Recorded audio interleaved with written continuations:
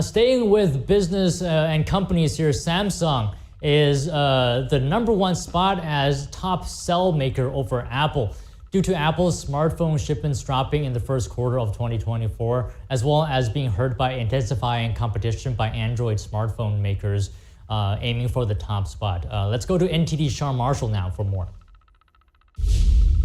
Samsung has claimed the title for world's #1 cell phone maker for the first quarter of this year, surpassing Apple for the lead spot. As according to figures out over the weekend from research firm IDC, it estimates Apple phone shipments dropped about 10% over the first quarter of this year.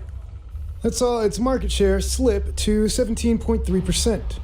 Burton, Kelso, someone familiar with the cell phones industry, said despite Apple having better support from the App Store and from the Genius Bar, online tech support, and better security.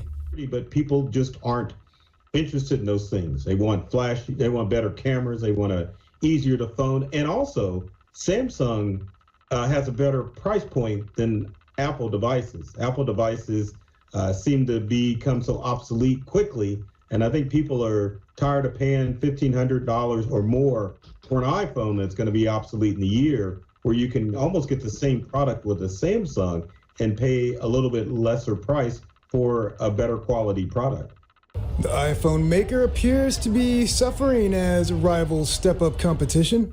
South Korea's Samsung launched new flagship models over the period, driving a strong rise in sales.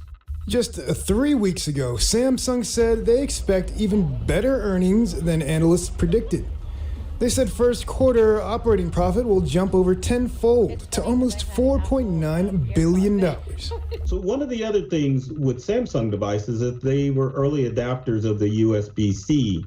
And with that, that means if you get a Samsung phone, you can charge it with just about anything. With Apple now being a late adopter of USB-C has kind of turned people away from using iPhone. China also looks like a problem for Apple, with industry experts estimating its sales there were down by almost a quarter in the first 6 weeks of the year.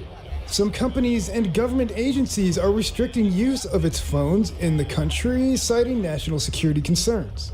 Those moves mirror U.S. government restrictions on Chinese apps on security grounds. Sean Marshall, NTD News.